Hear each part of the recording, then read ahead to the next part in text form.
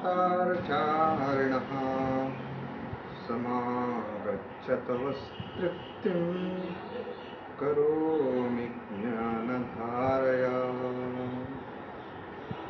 सुरसरित भगवती गंगा के पावन तट पर बसी काशी नानाविध विद्याओं एवं कलाओं का अनुपम केंद्र काशी, सांप्रदायिक समरसता की प्रतीक काशी, भारत की सांस्कृतिक राजधानी काशी, भूत भगवान बाबा विश्वनाथ के त्रिशूल पर विराजित इस पावन नगरी को अनेक धर्माचार्यों एवं संप्रदाय प्रवर्तकों ने अपनी कर्म भूमि के रूप में स्वीकार किया।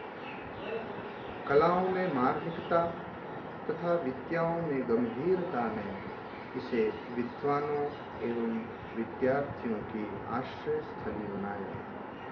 यहाँ का संपूर्णानंद संस्कृत विश्वविद्यालय विगत शताब्दी के प्राच्य विद्या विषयक विश्वजनीन अध्ययन के समग्र दर्पण के रूप में विश्वविख्यात है।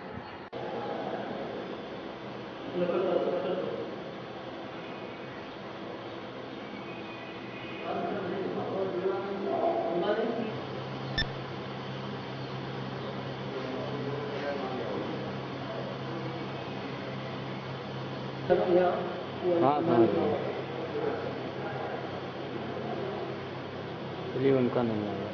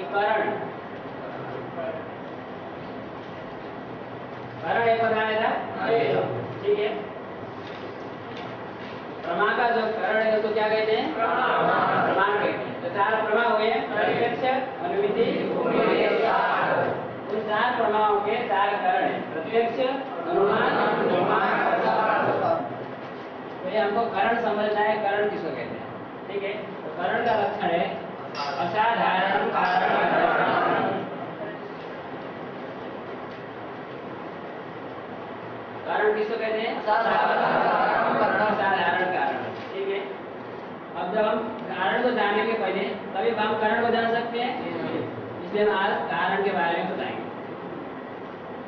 कारण, कारण क्या होता है?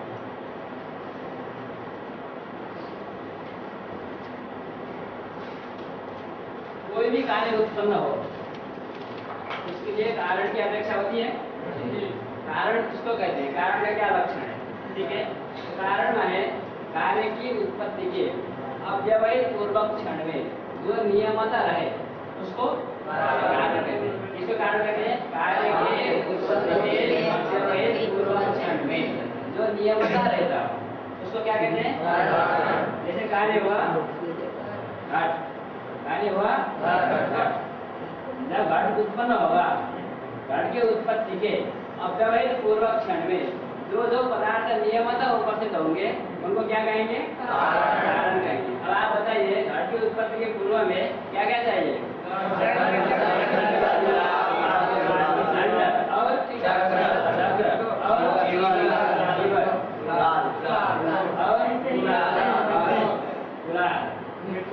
और मिट्टी, मिट्टी वाले कपाल और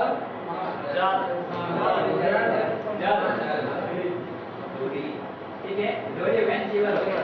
और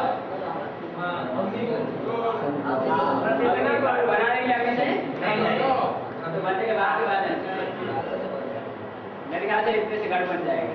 ठीक है, और कुछ छूटा वाला आप लोग याद कीजिए। एक और भी चाहिए,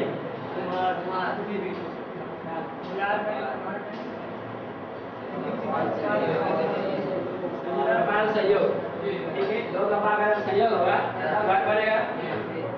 ये हुए घट के कारण। मतलब जब भी घट उत्पन्न होगा उसके पूर्व में दंड रहेगा कि नहीं?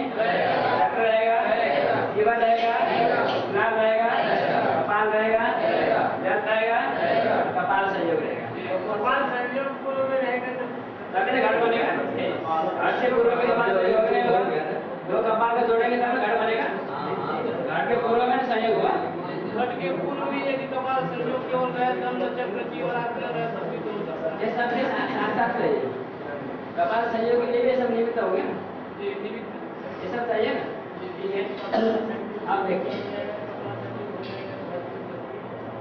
ये सब रहेंगे तभी घट के पूर्व में कपाल संयोग हो सकता है। ठीक है, इन सब के बिना कपाल संयोग की कल्पना नहीं है। तो अतः घट की उत्पत्ति के अव्यवहित पूर्वक क्षण में नियमतः रहते नहीं रहते? कहीं भी घट बने, बनारस में घट बने, अथवा लखनऊ में बने, अथवा इलाहाबाद में बने, सब चाहिए कि नहीं चाहिए? इसलिए घट के क्या हुए? घट के कारण। ठीक है, हो गया परिचय। घट के उत्पत्ति के अव्यवहित पूर्वक क्षण में जो नियमतः रहता है वो घट का कारण। दंड चक्र आदि घट का कारण है। अब यहाँ प्रश्न हो सकता है, जैसे दंड कारण है कि नहीं?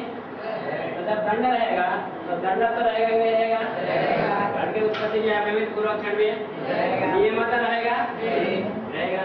ठीक है, चक्र तो रहेगा कि नहीं रहेगा? रहेगा। ठीक है, दंड का रूप रहेगा कि नहीं रहेगा? दंड का रूप भी रहेगा। तो ये सब भी घट के प्रति कारण होंगे, नियम से होगा कि नहीं होगा? घट के उत्पत्ति के अव्यवहित पूर्वक क्षण में जो नियमतः रहता है उसी को हमने कारण कहा है। ये दंडत्व, चक्रत्व, दंडरूप आदि भी घट के उत्पत्ति के अव्यवहित पूर्वक क्षण में नियमतः रहते कि नहीं रहते? तो दंडत्व भी घट का कारण होगा कि नहीं होगा? चक्रत्व भी कारण होगा, दंड रूप भी कारण होगा। वास्तव में ये सब कारण नहीं होते। घट के प्रति दंड कारण है, दंडत्व कारण, दंड रूप कारण। लेकिन कारण का लक्षण चला गया कि नहीं चला गया? तो जहाँ लक्षण नहीं जाना चाहिए वहाँ लक्षण चला जाए तो कौन सा दोष होता है? अतिव्याप्ति। ठीक है, लक्ष्य प्रतित्व सदी लक्ष्य में रहता हुआ अलक्ष्य में लक्षण चला जाए तो अतिव्याप्ति दोष होता है। ठीक है, तो यहाँ पर दंड तो घट का कारण है कि नहीं? लेकिन कारण का लक्षण चला गया कि नहीं चला गया? क्या दोष हुआ? ठीक है, उस अतिव्याप्ति को धारण करते हुए हम कहते हैं कि जो अन्यथा सिद्ध न हो, जो अन्यथा सिद्ध न होता हुआ घट के उत्पत्ति के अव्यवहित पूर्वक क्षण में जो नियमतः रहे उसको कारण कहते हैं। ऐसा हम लोग समझाएंगे। उसमें क्या जोड़ देंगे जो अन्यथा सिद्ध न हो, अन्यथा सिद्ध न होता हो, ठीक है। अन्यथा सिद्ध भिन्न होना चाहिए, क्या होना चाहिए, अन्यथा सिद्ध भिन्न होना चाहिए, भिन्न होना चाहिए, अन्यथा सिद्ध नहीं, अन्यथा सिद्ध। सिद्ध किसको कहेंगे, सामान्य थोड़ा परिचय ले लीजिए। अन्यथा सिद्ध सब समझेंगे तब ना अन्यथा सिद्ध भिन्न को हम समझेंगे। तो अन्यथा सिद्ध कहते हैं कि जिसके द्वारा कार्य की उत्पत्ति हो सकता है, उसका लक्षण है अवश्य क्लिप्त नियत पूर्ववर्ती विधेय कार्य संभवे तद भिन्नत्वम, मतलब जिनकी कारणता अवश्य स्वीकृत है, जिनकी कारणता अवश्य स्वीकृत है, उन्हीं के द्वारा यदि कार्य की उत्पत्ति संभव हो तो उससे भिन्न जो भी होगा वो अन्यथा सिद्ध होगा।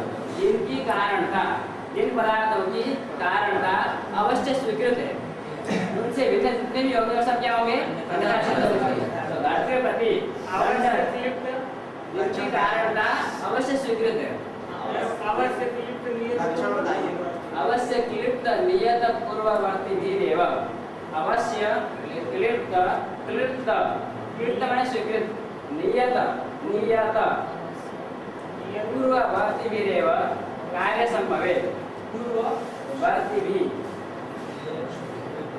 एव पूर्ववर्ती विधेय कार्य संभवे, अवश्य क्लिप्त नियत पूर्ववर्ती विधेय कार्य संभवे तद भिन्नम, तद भिन्नत्वम अन्यथा सिद्धस्य लक्षणम, ठीक है। अवश्य क्लिप्त नियत पूर्ववर्ती विधेय कार्य संभवे तद भिन्नत्वम अन्यथा सिद्धस्य लक्षणम। हो गया आप लोगों ने लिया। इसका अर्थ है जिनकी कारणता, जिन पदार्थों की कारणता अवश्य स्वीकृत हो, स्वीकृत है, उन्हीं के द्वारा यदि कार्य की उत्पत्ति संभव हो तो तद अतिरिक्त जितने भी होंगे सब अन्यथा सिद्ध।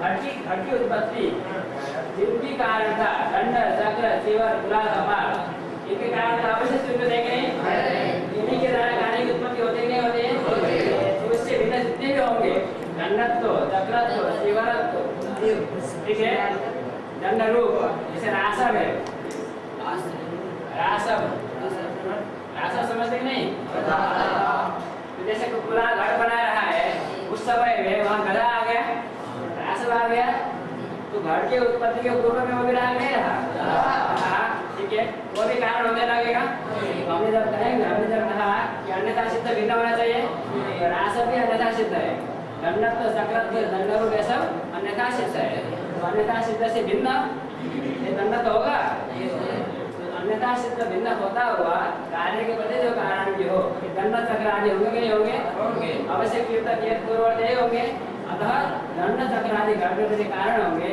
दंडत्व चक्रत्व दंडरूप आदि घट के प्रति कारण नहीं होते, ठीक है। ये बात स्पष्ट हो गया। ये तो हो गया कारण का लक्षण।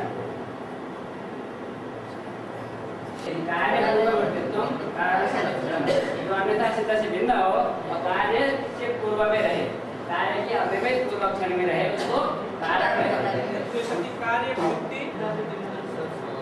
अब देखिए एक कारण का तीन भेद है,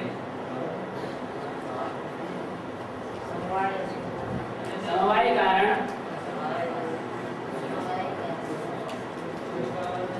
असमवायी कारण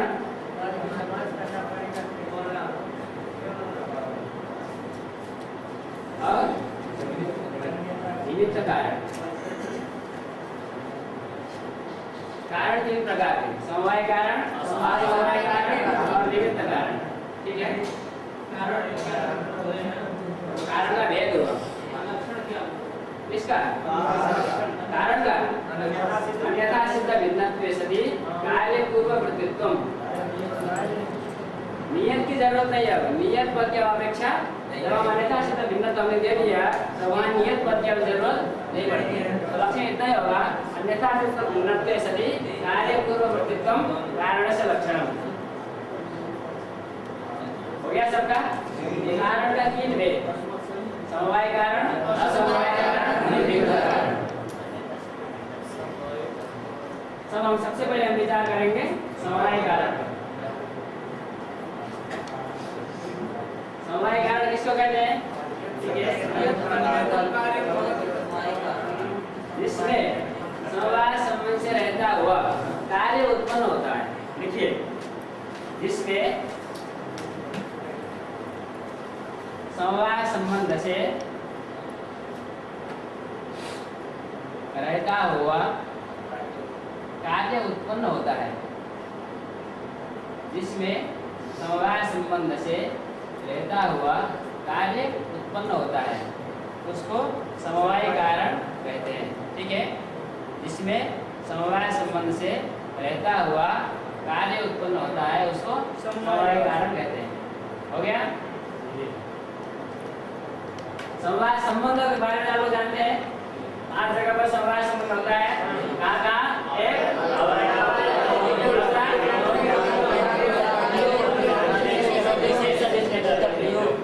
ऐसा नहीं है कि एक ही हमने पूछा है। पहला कहाँ पर? दूसरा, तीसरा, चौथा, पांचवा, ठीक है। ये तो याद है आप लोगों को, जैसे नाम आएगा। समवाय कारण क्या होता है? ठीक है, आप पढ़िए। जिसमें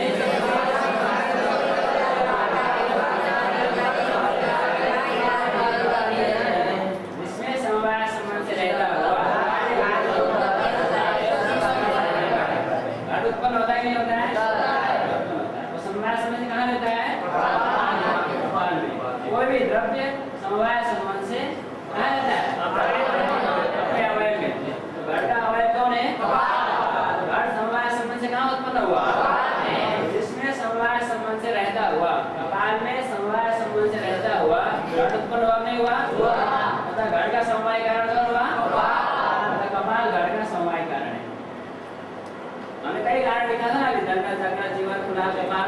इनमें से कपाल कौन सा कारण है? समवाय कारण। ठीक है, जैसे पट है, पट समवाय संबंध से कहाँ उत्पन्न होता है? तंतु में। तो पट का समवाय कारण कौन हुआ?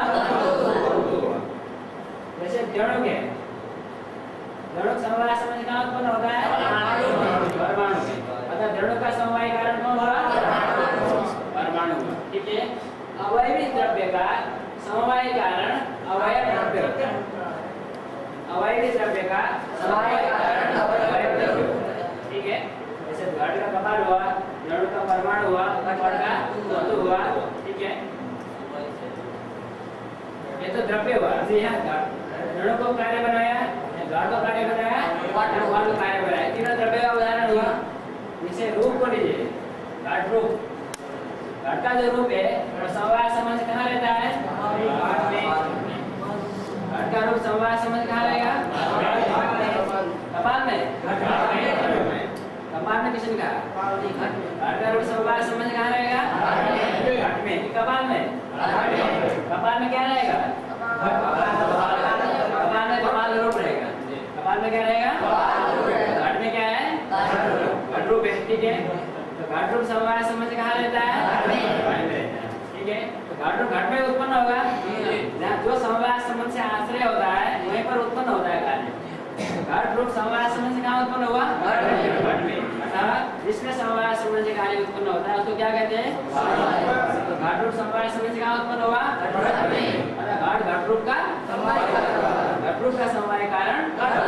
ठीक है, गुण के प्रति गुण का आश्रय जो द्रव्य है वही समवाय कारण होता है। जैसे ज्ञान है, ज्ञान का समवाय कारण कौन होगा? आत्मा। क्यों? ज्ञान आत्मा में समवाय संबंध से उत्पन्न होता है, क्योंकि ज्ञान आत्मा में समवाय संबंध से उत्पन्न होता है। ज्ञान के प्रति समवाय कारण कौन होगा? आत्मा। जैसे क्रिया है, अब क्रिया में बात में जाएंगे, गुण में आइए। ठीक है, गुण में हम कर रहे हैं, रूप हुआ। और जैसे स्पर्श है, स्पर्श कहाँ रहता है? काय में भी रहता है। कौन कौन से द्रव्य में स्पर्श रहता है मालूम है आप लोगों को? 4 द्रव्य,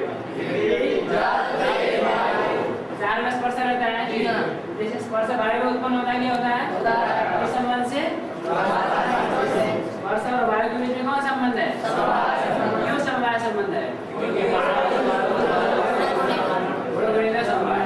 ठीक है, तो स्पर्श गुण है और वायु गुण है, अतः इन दोनों के बीच में समवाय संबंध है।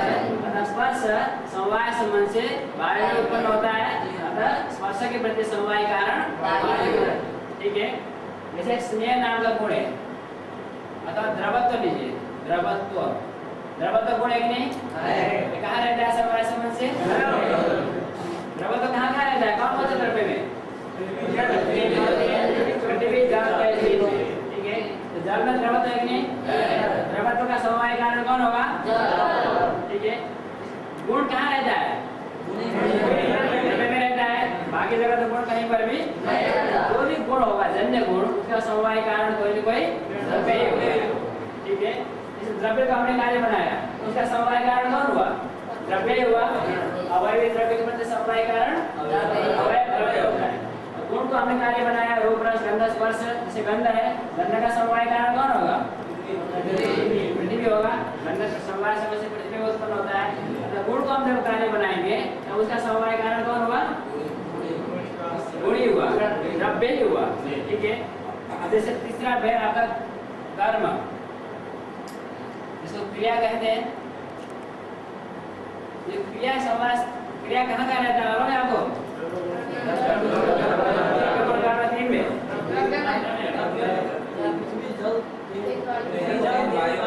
हाँ, पृथ्वी, जल, तेज, वायु, मन, 5 का क्रिया है कि नहीं? ये 5 द्रव्य का नाम क्या है?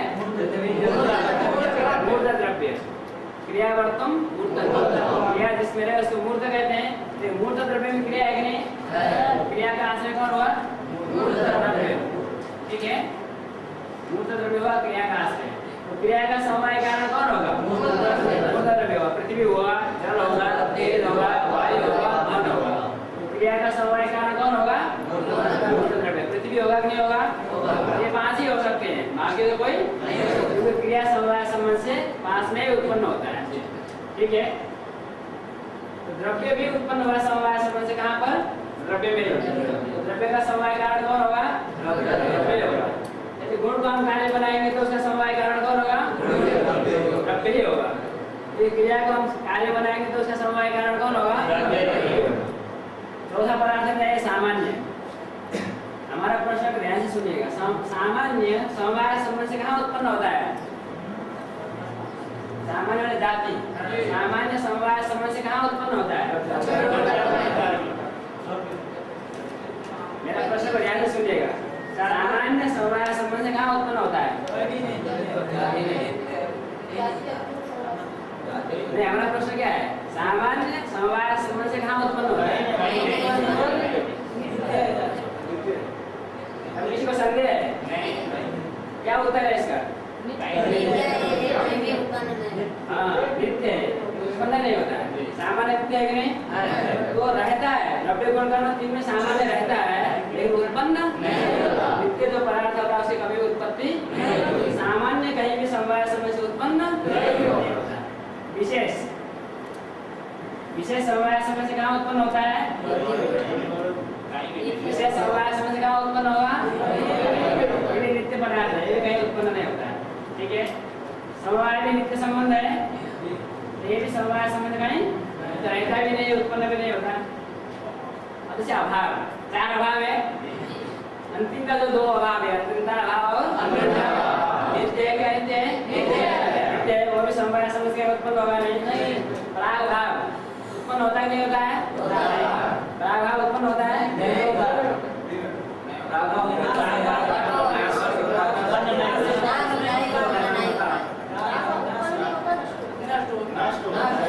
उत्पन्न होता नहीं होता है? प्रागभाव की उत्पत्ति, उसकी उत्पत्ति नहीं होती। कौन बचा? प्रध्वंसाभाव। उत्पन्न होता है नहीं होता है? लेकिन अभाव है, समवाय संबंध से कहीं रहता है? कहीं रहता है तो कहीं समवाय संबंध से उत्पन्न भी जो अभाव है, समवाय उत्पन्न तो होता है प्रध्वंसाभाव, लेकिन समवाय संबंध से कहीं पर उत्पन्न। तो समवाय संबंध से यदि उत्पन्न होगा तो द्रव्य उत्पन्न होगा, गुण उत्पन्न होगा और क्रिया कर्म उत्पन्न होगा। क्रिया उत्पन्न हो सकते हैं, तो द्रव्य उत्पन्न होगा तो कहाँ पर? अपने अवयव में, द्रव्य में ही उत्पन्न होगा। गुण उत्पन्न होगा तो समवाय संबंध से कहाँ उत्पन्न होगा? गुण उत्पन्न होगा तो द्रव्य में ही उत्पन्न होगा। कर्म उत्पन्न होगा तो समवाय संबंध से द्रव्य में ही उत्पन्न होगा। यथा बता क्या सिद्ध हुआ कि कोई भी कार्य उत्पन्न होता हो उसका समवाय कारण द्रव्य नहीं होता है। कोई भी कार्य उत्पन्न हो उसका समवाय कारण द्रव्य का लक्षण बनाया है संग्रहकार ने और पदकृत्यकार ने समवाय कारणत्वम द्रव्य से लक्षणम। ठीक है, समझ आएगा कि नहीं? अब द्रव्य हुआ, गुणी से द्रव्य भी दे जाता है। गंध का समवाय कारण कौन होगा? पृथ्वी। क्यों पृथ्वी होगा? क्योंकि गंध पृथ्वी में समवाय संबंध से उत्पन्न होता है। ठीक है, तो जहाँ पर समवाय संबंध से कार्य की उत्पत्ति होती है उसको समवाय कारण कहते हैं। हमने उदाहरण लिया था घट, घट का समवाय कारण कौन होगा? ठीक है, कपाल का समवाय कारण कौन होगा? कपालिका का समवाय कारण कौन होगा?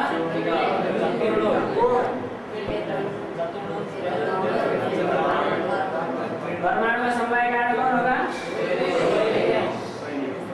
ठीक है, हो गया एकदम। समझ आ गया आपको समवाय कारण? किसी को संदेह है? संदेह नहीं होने से। ठीक है, दो आदमी को संदेह नहीं होता, बताया था आपको। अब देखिए दूसरे नंबर हम जाए असमवाय कारण। ये बहुत जटिल विषय है। असमवाय कारण थोड़ा जटिल है ऐसा लोग समझते हैं, लेकिन वास्तव में जटिल है। लेकिन हम उम्मीद करते हैं अभी आप 10 मिनट में समझ जाएंगे। असमवाय कारण का दो लक्षण लिख लीजिए, दो लक्षण असमवाय कारण का। पहले में लिखिए प्रथम हम करके, कार्य के साथ एक अधिकरण में, कार्य के साथ एक अधिकरण में समवाय संबंध से रहता हुआ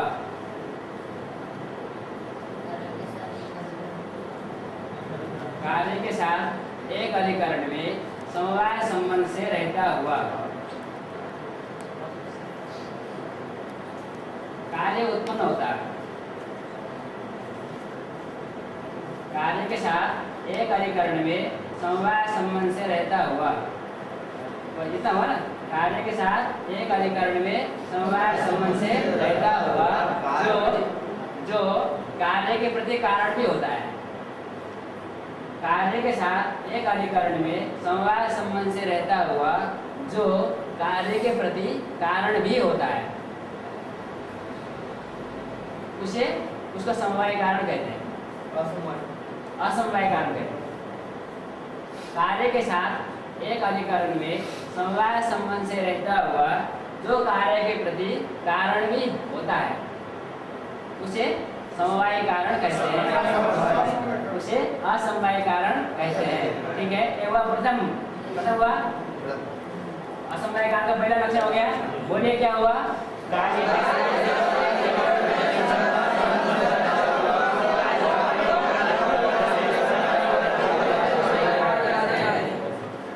के साथ एक अधिकरण में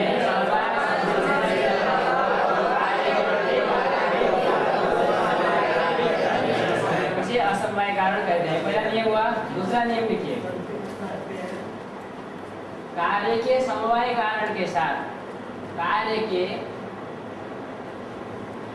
के समवाय कारण के साथ कार्य के समवाय कारण के साथ एक अधिकरण में कार्य के समवाय कारण के साथ एक अधिकरण में समवाय संबंध से रहता हुआ कार्य के समवाय कारण के साथ एक अधिकरण में समवाय संबंध से रहता हुआ जो कार्य के प्रति कारण भी होता है।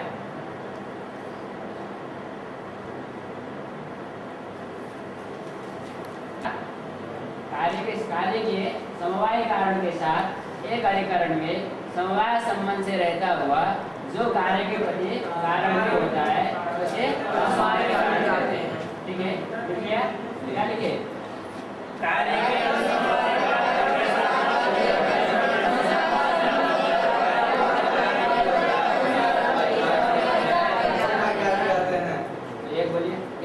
कार्य के समवाय कारण के साथ एक अधिकरण में समवाय संबंध संबंध से रहता हुआ जो कार्य के प्रति कारण भी होता है उसे असमवाय कारण कहते हैं।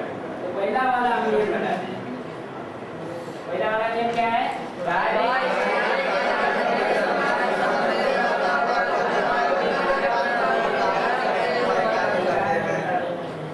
जैसे कार्य हुआ घट, कार्य क्या हुआ? कार्य के साथ एक अधिकरण में, मतलब कार्य का दो अधिकरण, कार्य के साथ एक समवाय संबंध से अधिकरण लेना है।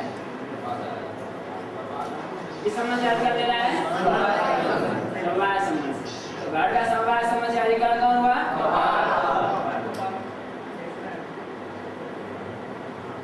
ठीक है। उस कपाल में कार्य के साथ एक अधिकरण में, कार्य का अधिकरण कौन हुआ? उस कपाल में समवाय संबंध से रहता हुआ, कपाल में समवाय संबंध से रहना चाहिए। ठीक है। और दूसरा शब्द क्या है? रहता हुआ जो कार्य के प्रति कारण भी हो। दो शर्त है। घट का जो अधिकरण उसमें समवाय संबंध से रहे, तो कपाल में समवाय संबंध से रहना भी चाहिए और घट के प्रति कारण भी होना चाहिए। ऐसा जो होगा वो क्या होगा? असमवाय कारण होगा। कौन होगा ऐसा? कपाल में, कपाल तो रहता ही नहीं समवाय संबंध से, तो ये कपाल का असमवाय, घट का असमवाय कारण होगा? क्योंकि कपाल में कपाल तो रहता है लेकिन घट का कारण नहीं, तो अन्यथा सिद्ध है। ठीक है। तो कौन होगा? कपाल तो है संयोग।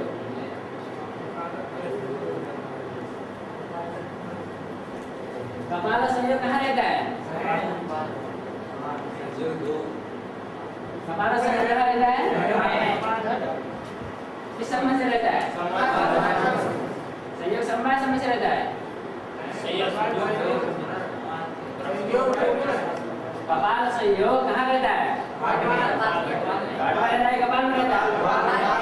घट में रहता है। कौन कह रहा है? कपाल संयोग कहाँ रहता है? घट में रहता है। कपाल संयोग होगा तभी तो घट बनेगा। हाँ, घट में बनेगा तब, लेकिन कपाल का संयोग कहाँ रहेगा?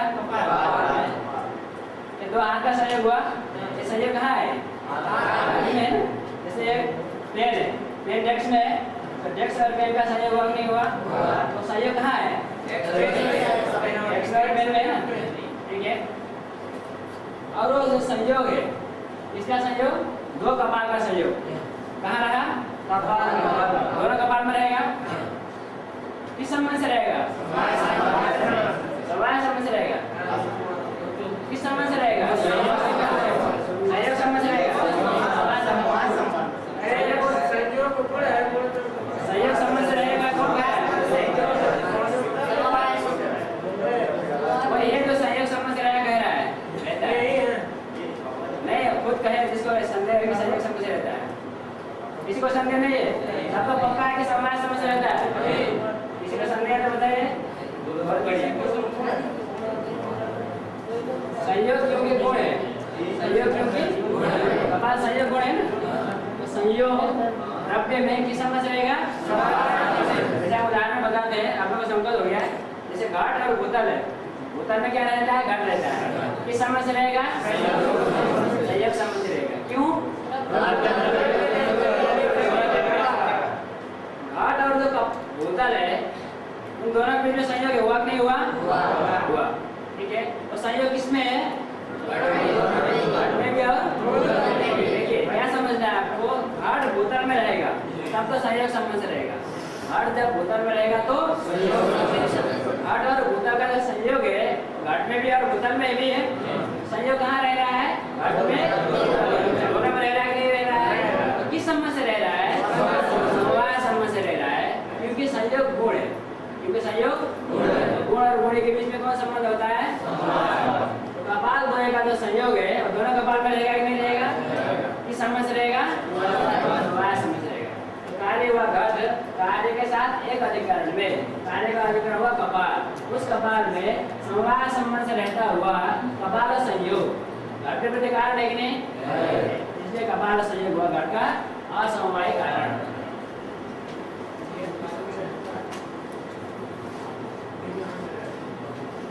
स्पष्ट बात नहीं? एकदम सीधी बात है, यार मेहनत करना नहीं है। आप खुद सोच सकते हैं घट के साथ घट का जो अधिकरण हुआ, कार्य का जो अधिकरण समवाय संबंध से अधिकरण लेना है। कार्य के साथ एक अधिकरण में कपाल में समवाय संबंध से रहता हुआ, कपाल में समवाय संबंध से रहने से दो शर्त है। कपाल में समवाय संबंध से रहे, घट के प्रति कारण भी हो। कार्य के साथ एक अधिकरण में समवाय संबंध से रहता हुआ जो कार्य के प्रति कारण भी हो, ये नियम आपने लिखा है। तो कपाल में बहुत कुछ रहता है। कपाल में गंध रहता है कि नहीं? रहता है। का प्रतिबिंब तो रहता है कि नहीं? रूप रहता है कि नहीं?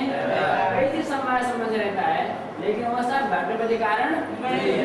कपाल संयोगी ऐसा चीज है जो कपाल में समवाय संबंध से रहता है, घट के प्रति कारण है। अतः कपाल संयोग घटस्य असमवाय कारणम। कपाल संयोग घट का असमवाय कारण होगा। इसलिए यहाँ कपाल में संयोग कपाल में रहेगा। हाँ, कपाल में संयोग कहाँ रहेगा? इस संबंध से कपाल में समवाय संबंध से रहा कि नहीं रहा कपाल संयोग? अब वो घट के प्रति कारण है कि नहीं? कपाल संयोग होगा तो ना घट पड़ेगा। कह रहे थे कपाल संयोग होगा तभी घट के प्रति कारण भी हुआ नहीं हुआ? कपाल में समवाय संबंध से रहा कि नहीं रहा? अतः कार्य के साथ एक अधिकरण में समवाय संबंध से रहता हुआ जो कार्य के प्रति कारण हो, घटा कि नहीं घटा कपाल संयोग में? अतः कपाल संयोग घटन प्रति असमवाय कारण। भूतल घट संयोग कहाँ रहेगा समवाय संबंध से? भूतल और घट दोनों में। दोनों में। भूतल और घट दोनों में रहेगा। ठीक है, अभी आपका और भूतल का संयोग हो रहा है कि नहीं हो रहा है? संयोग आपने किया हो, भूतल ने किया। किस संबंध से? संयोग कब भी रहेगा? समवाय संबंध से। आप संयोग संबंध से भूतल में, ठीक है कि नहीं? आप संयोग संबंध से भूतल में, लेकिन संयोग आपने और भूतल में दोनों में समवाय संबंध है। जैसे कार्य हुआ पट, कार्य क्या हुआ? इधर ध्यान दीजिए, कार्य कौन हुआ? उसका अधिकरण कौन हुआ? समवाय संबंध से अधिकरण कौन हुआ? कार्य हुआ पट, कार्य के साथ एक अधिकरण कौन हुआ? तंतु में समवाय संबंध से रहता हुआ जो पट के प्रति कारण भी हो, ऐसा कौन है? तंतु संयोग है कि नहीं? तंतु संयोग कहाँ रहता है? तंतु में। किस संबंध से? पट के प्रति कारण है कि नहीं? कार्य के साथ एक अधिकरण में समवाय संबंध से रहता हुआ तंतु संयोग पट के प्रति कारण भी है, अतः तंतु संयोग पट का असमवाय कारण है। प्रश्न वाक्य नहीं हुआ? अब देखिए, जैसे हम और उदाहरण आपको बताते हैं। एक बार इसमें आपको क्या समझना है, कोई भी द्रव्य को हमें कार्य बनाते हैं। इसको कार्य बनाते हैं तो उसका अवयव समवाय कारण होता है। अवयव का जो संयोग है वो असमवाय कारण होता है। अवयव संयोग असमवाय कारण। जैसे हमने यहाँ पर जड़ को ले लिया, कार्य के जगह किसको लिया? जड़ समवाय संबंध कहाँ रहेगा? परमाणु रहेगा। उस परमाणु में समवाय संबंध रहता हुआ परमाणु संयोग, परमाणु द्वय संयोग। ठीक है, तो परमाणु द्वय का संयोग जड़ों के प्रति कौन सा कारण है? असमवाय कारण है। ठीक है, अब देखिए दूसरा हम घटाते हैं।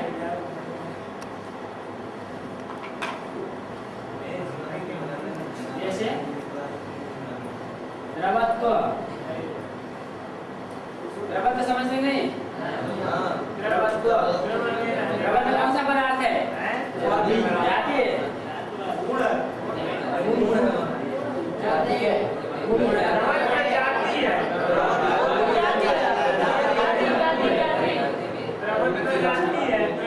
द्रवत्व ऐसा तो नहीं।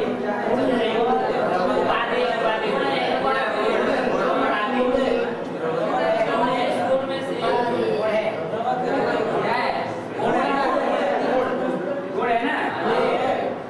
आप क्या क्या बोल रहे हैं? गुण है ना? द्रवत्व गुण है। 24 गुण आप लोग याद है? क्या क्या है? रूप,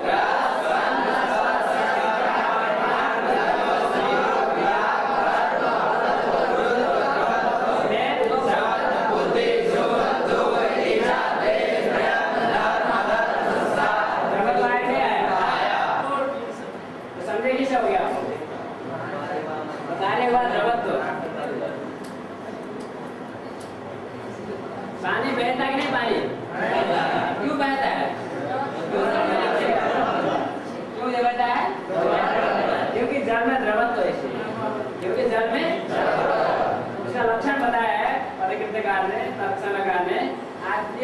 चंदना समवाय कारण।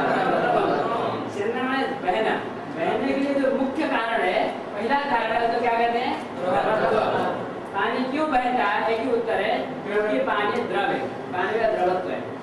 ये बहता है पेन, क्यों नहीं बहता? ठोस है ना, ठोस है, लिक्विड में, ठीक है, द्रव नहीं। तो द्रवत्व है, द्रवत्व कहाँ रहता है? समवाय समझ कहाँ रहेगा? कहाँ रहेगा समवाय समझ? जल में रहेगा। इस जल में समवाय संबंध से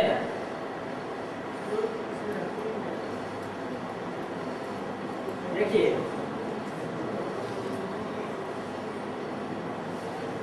द्रवत्व का कार्य नहीं बनाना हमको, ठीक है, हमको कार्य बनाना है चंदन को।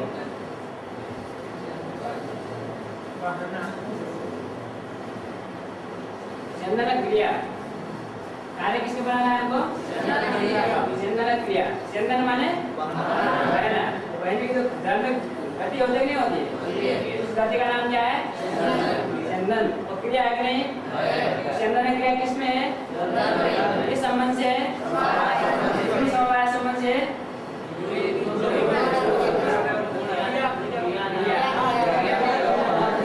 क्रियावान का समवाय संबंध है। तो चंदन क्रिया समवाय संबंध कहाँ है? इस जल में समवाय संबंध से रहता हुआ, जल में समवाय संबंध से रहता हुआ जो चंदन क्रिया के प्रति कारण है, ऐसा कौन है? संयोग नहीं, शब्द का संयोग नहीं आएगा। द्रवत्व, जल में द्रवत्व नहीं रहता कि नहीं? समवाय संबंध रहता है। अरे द्रवत्व चंदन के लिए कारण है, चंदन द्रवत्व रहेगा तभी ना चंदन होगा। तो कार्य हुआ चंदन, कार्य का समवाय, कार्य का एक अधिकरण हुआ, कार्य के साथ एक अधिकरण में, एक अधिकरण कौन हुआ? उस जल में समवाय संबंध से रहता हुआ जो कार्य के प्रति कारण हो। चंदन का जो अधिकरण है जल, उस जल में समवाय संबंध से रहता हुआ द्रवत्व चंदन क्रिया के प्रति कारण है कि नहीं? इसलिए द्रवत्व चंदन क्रिया का असमवाय कारण है, ठीक है, समझ आया? इसे इसमें दूसरा लीजिए,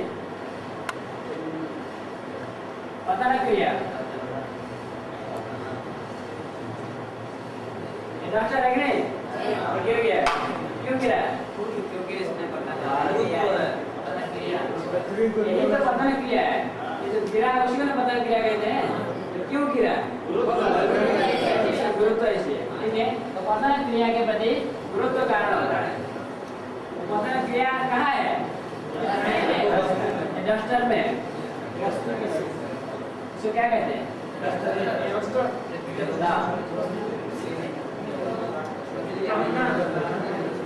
क्या कहते हैं?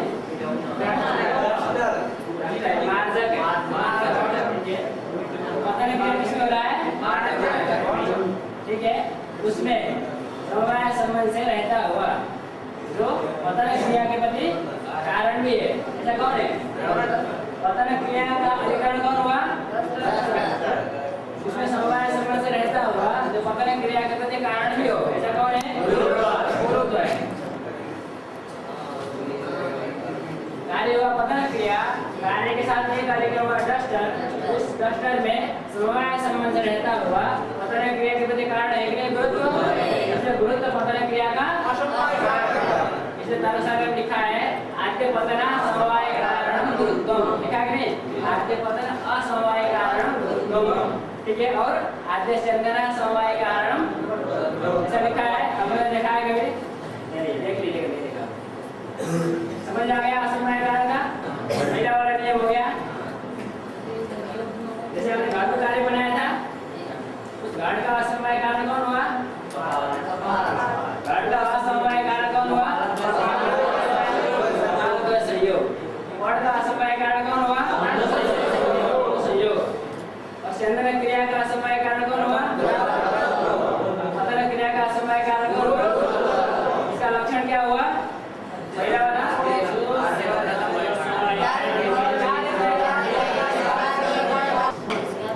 असमवाय कारण का दूसरा लक्षण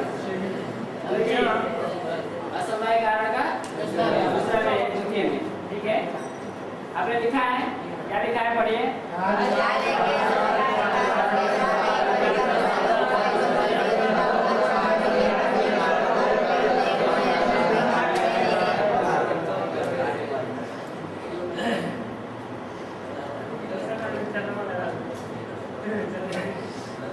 देखिए ध्यान से देखिएगा, इसमें जब गुण को हम कार्य बनाते हैं, गुण को प्रायः रूप रस आदि जब कार्य बनाते हैं तो दूसरा वाला नियम हम बनाते हैं, ठीक है।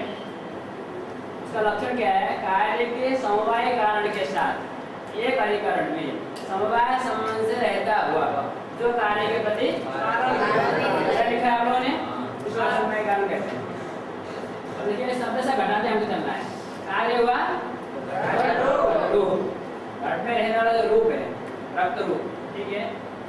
उसका असमवाय कारण क्या है हमको पता लगाना है। उसका असमवाय कारण क्या है हमको पता लगाना है। तो नियम लक्षण लेना है, कार्य हुआ घट रूप, उसका सबसे पहले क्या लेना है? समवाय कारण। ऐसा लिखा है ना, कार्य के समवाय कारण के साथ, ऐसा लिखा है। तो पहले समवाय कारण तक जाना पड़ेगा हमको।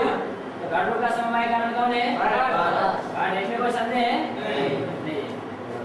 तो कार्य हुआ घट रूप, उसका समवाय कारण हुआ घट, उसके साथ एक अधिकरण में यहाँ पर समवाय समस्या अधिकरण लेना है, ठीक है। पहले हम क्या करते थे? सीधे कार्य का अधिकरण लेते थे। अब कार्य का सीधा अधिकरण नहीं लेना है, कार्य का जो समवाय कारण है उसका अधिकरण लेना है, ठीक है। कार्य हुआ घट रूप, उसका समवाय कारण हुआ घट, उस घट के साथ एक अधिकरण में, घट का अधिकरण कौन हुआ? कपाल। उस कपाल में समवाय संबंध से रहता हुआ, बाकी वही समवाय संबंध से रहता हुआ जो कार्य के प्रति कारण भी हो, जो कार्य के प्रति कारण भी हो। कार्य हुआ घट रूप, कार्य का समवाय कारण हुआ घट, उस कार्य के समवाय कारण के साथ एक अधिकरण में कपाल में समवाय संबंध से रहता हुआ जो घट रूप कार्य के प्रति कारण भी है। ऐसा कौन है? कपाल संयोग। कौन है? कपाल रूप। कपाल में कपाल संयोग भी है, लेकिन कपाल संयोग घट के प्रति कारण है कि घट रूप के प्रति कारण है? कपाल में जो संयोग है वो किसके प्रति कारण है? घट के प्रति कारण है, घट रूप के प्रति कारण नहीं। तो घट रूप का कारण चाहिए, तो कपाल में जैसा रूप रहेगा वैसे घट में रूप की उत्पत्ति होगी। तो कपाल में समवाय संबंध से रहता हुआ घट रूप के प्रति जो कारण भी हो, ऐसा कौन है? कपाल रूप है नहीं? मतलब कपाल रूप घट रूप के प्रति असमवाय कारण है, ठीक है। ये कपाल रूप किसके प्रति कारण हुआ? घट रूप के प्रति। कौन सा कारण हुआ? असमवाय कारण हुआ, ठीक है। कपाल के रूप से घट में रूप की उत्पत्ति होती है, कपाल के रूप से घट में। ऐसा मत कहिएगा कि कपाल का रूप घट में चला गया। कपाल का रूप जा सकता है, नहीं जा सकता? नहीं जा सकता। क्यों नहीं जा सकता? उन दोनों के बीच में, कपाल और कपाल रूप के बीच में समवाय संबंध है। जब तक रहेगा वही रहेगा, जब नहीं रहना होगा तो नष्ट हो जाएगा। अतः एक में से दूसरे में नहीं जा सकता। दूसरी बात, रूप है कि नहीं? रूप में क्रिया रहती कि नहीं?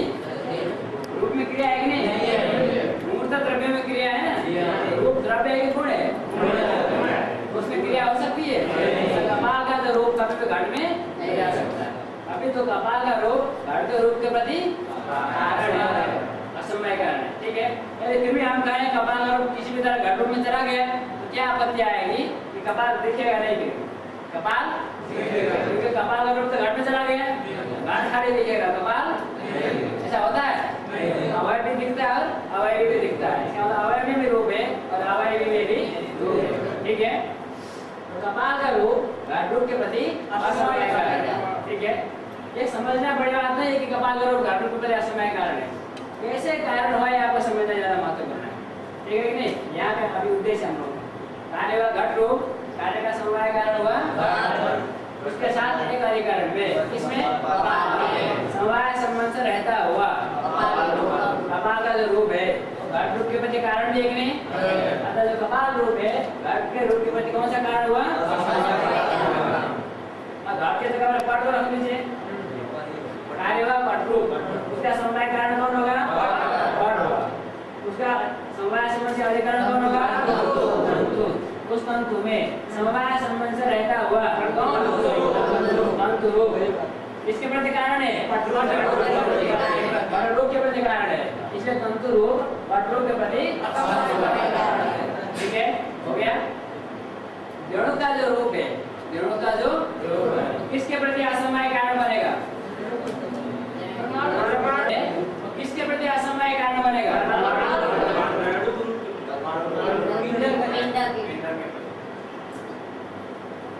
सही उत्तर बहुत कम आया है। जड़ों का जो रूप है वो किसके प्रति असमवाय कारण है? रणों के रूप।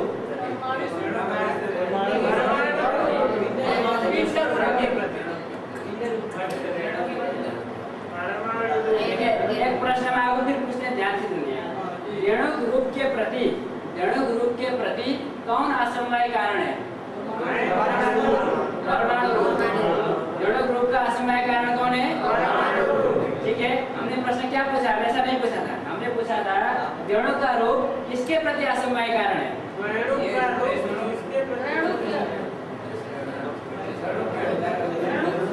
ऋणुक रूप के प्रति ऋणुक का रूप असमवाय कारण होता है। ऋणुक का रूप किसके प्रति असमवाय कारण होगा? ऋणुक के रूप के प्रति। ठीक है, समझ में आया कि नहीं? ऋणुक रूप के प्रति परमाणु रूप असमवाय कारण है। परमाणु के रूप से ऋणुक रूप उत्पन्न होता है और ऋणुक रूप से ऋणुक का रूप उत्पन्न होता है। अर्थात ऋणुक रूप के प्रति ऋणुक का रूप असमवाय कारण है और ऋणुक के रूप के प्रति परमाणु का रूप असमवाय कारण है। ठीक है, तो सुनने में थोड़ा भ्रम है ना, आप लोग रह जाते, ऐसी बात है नहीं। हमने क्या पूछा था कि ऋणुक का जो रूप है तो किसके प्रति असमवाय कारण है? ऋणुक रूप के प्रति। ठीक है, और ऋणुक रूप का असमवाय कारण कौन है? परमाणु। ठीक है, अब ले जाएगा, हो गया ना? अब देखिए समझ आया क्या है? आ गया? कार्य हुआ कारण में उसका एक कार्यकरण कौन हुआ? तंतु में समवाय संबंध से रहता हुआ पट रूप के प्रति कारण भी है, पट रूप के प्रति कारण भी है, इसलिए तंतु रूप पट रूप का असमवाय कारण है। ठीक है, समझ आ गया? तो असमवाय कारण का दोनों लक्षण आपने समझ लिया। देखिए दोनों में क्या, जैसे घड़ को हमने कार्य बनाया था, घड़ तो कार्य बनाया था, उसका समवाय कारण कौन हुआ था? समवाय कारण कपाल हुआ था। असमवाय कारण कौन हुआ था? कपाल द्वय संयोग। घड़ के प्रति असमवाय कारण कौन हुआ था? कपाल द्वय संयोग। ठीक है, तो संयोग असमवाय कारण हुआ नहीं हुआ? संयोग कौन सा पदार्थ है? किसी भी द्रव्य को यदि आप कार्य बनाते हैं, किसी भी द्रव्य को यदि कार्य बनाते हैं तो उसका असमवाय कारण अवयव संयोग होता है। अवयव संयोग होता है, संयोगी असमवाय कारण अब नहीं हुआ। जैसे गुण को हमने कार्य बनाया, घट रूप को कार्य बनाया तो उसका असमवाय कारण कौन हुआ? घट रूप को हमने कार्य बनाया तो उसका असमवाय कारण कौन हुआ? घट रूप। घट रूप को कार्य बनाया तो उसका असमवाय कारण कौन हुआ? ठीक है, कारण गुणा कार्य गुणान आर बनते। कारण गुणा कार्य गुणान आर बनते। देखिए कारण गुणा कार्य गुणान आर बनते। कारण गुणा कार्य गुणान आर बनते। आर बनते, र बनते। ठीक है, आरंभ बनते। कारण गुणा कार्य गुणा आर बनते। कारण के जो गुण है कार्य के गुण को उत्पन्न करते हैं। कारण के गुण, जैसे तंतु का जो रूप है वो पट में रूप को उत्पन्न करेगा। तंतु पट का कारण है कि नहीं? तंतु का जो रूप है वो पट रूप के प्रति असमवाय कारण है। तंतु का जो रस है वो पट रस के प्रति असमवाय कारण है। तंतु का जो गंध है वो पट के गंध के प्रति असमवाय कारण है। तंतु का जो स्पर्श है वो पट के स्पर्श के प्रति असमवाय कारण। ठीक है, गुण को यदि हम कार्य बनाते हैं तो गुण ही कारण बनता है, असमवाय कारण कौन बनता है? गुण ही बनता है। ठीक है, कहीं पर क्रिया असमवाय कारण होता है। ये क्रिया का उदाहरण नाम होता है।